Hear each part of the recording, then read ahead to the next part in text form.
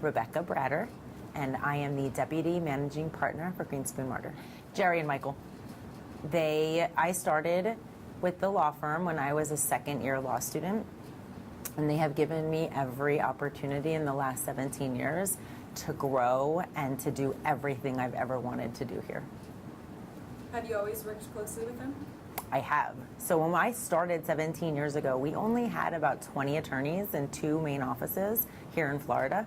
So I had the opportunity to work directly with Gerry on the real estate corporate transactional side, and directly with Michael, who was already in the Orlando office at the time, on litigation. So Michael managed really all the litigation that I worked on, and Gerry managed kind of the day-to-day of the office that I worked in, and also kind of a lot of the timeshare and real estate and transactional deals. So I do everything from interviewing laterals and onboarding them to the firm, doing all the work that it requires to talk to them about joining the firm and to researching their practice areas, to working with the young associates and mentoring them, which I love, and talking to them about how to build their practice, to working with our existing attorneys. So I spend a lot of time going to all of our offices in all the different states and the cities and working with them on their practice areas and talking to them about how to help grow their practice areas, marketing aspects, to the financial side. I love the financial side. I love working, reviewing P&L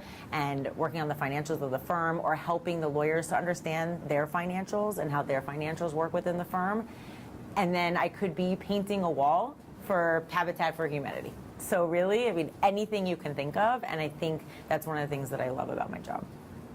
So the position never existed. It's funny, people look at us as a big firm. We're really a small firm that's growing in numbers. So like I said, when I started 17 years ago, we were really small. We didn't have this big C-suite of executives. We had lawyers who had just risen into the positions that they were in. And so when I started, I just kept asking Gerry and Michael for more responsibility and more responsibility within my group, which was litigation. And over the years, I ended up managing my department, which was litigation in Fort Lauderdale. And then working with Michael, I started managing the whole litigation group. And then working with Gerry, I started managing other smaller departments, and just kept growing. And Michael and Gerry saw in me that I wanted to and could do more than just litigate. Not that that isn't a big job, because it is. But 6 years ago, I took over another department, and that was about the time that we acquired the Ruta McCluskey firm. And I started working with all of the lawyers that joined us at that time, and then just kept building and growing from there. Well, number one is our culture. So growing so fast in the short time that we've done it, our number one goal is absolutely to maintain our culture. We have a check your ego at the door policy, and we stick to it. Our lawyers, whether you have a $500,000 book or a $10 million book, you should treat everybody the same way. I want you to work with our lawyers. I want you to work with the staff. I want you to be interactive with the other offices, but it's so important that we maintain our culture. And one of the ways that we do that is we all travel a lot. Gerry, Michael, myself, we travel the offices a lot, whether it's interviewing lawyers or just going to dinner or grabbing lunch with one of our lawyers, or sitting with our lawyers and talking about how they can work with other lawyers in other departments and offices. The second is probably working with the lawyers in other states to combine efforts and to strategize together on how they can help grow their practices. So using my litigation team in Florida and introducing them to the litigators in California, talking about how a client in Oregon State might have needs that our lawyers in New York can help with. It's definitely a challenge to keep the culture the way that it is. When you've had a firm in Florida for decades, and everybody knows you, and when I started, and up until not that long ago, I knew the names of every staff member, every employee. Now my goal is to make sure I know every single lawyer and they know me and that they know I'm available to them. But I want the employees, the non-lawyer staff, to know me as well. So I think definitely it's a challenge to keep that going, being around Gerry and Michael is like nothing else in the world. There are no mentors like them. And I want the lawyers in all the other offices to feel the way I do about our management team, and that we are always here for them, even if we're 5,000 miles away. So I definitely think it's a challenge to maintain that culture and to maintain that feeling. I think that's probably the biggest challenge, because if people are happy with what they're doing, we have a model that works and people love our model. But if they don't feel a part of the whole team, then it can't work. And then then another firm comes along and talks to them, and they'll listen. We don't even want them to take the call. We want them to be so happy, whether it's in their practice or with their community service or with the management and financially, that they won't even take that call. And I think that's probably our number one challenge. Monday morning this week, I got on a plane and flew to LA. And I had lunch with one of our partners in Oregon. She has a landlord-tenant practice, and we're working on ideas to expand it multi-state, all over the country.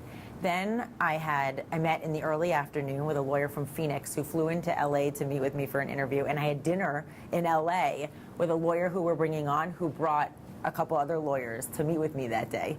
Tuesday, I flew home and answered emails on my entire trip on the way home, volunteered with my kids that night. Wednesday, I spoke at a Miami-Dade Bar Association event. So no, there is no typical day.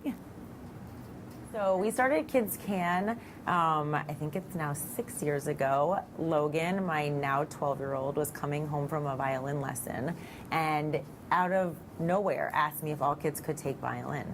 And I told him yes, but that it was expensive. There was a cost involved. And he didn't really like that at all.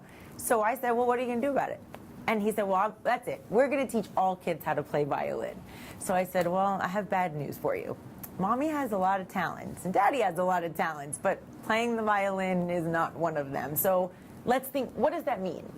How can we make that into something? So we sat down at dinner that night with my husband and our son Max, and talked about what that meant. Why do we want to help the kids in the community? Why was it important that they could do the things that Logan and Max could do?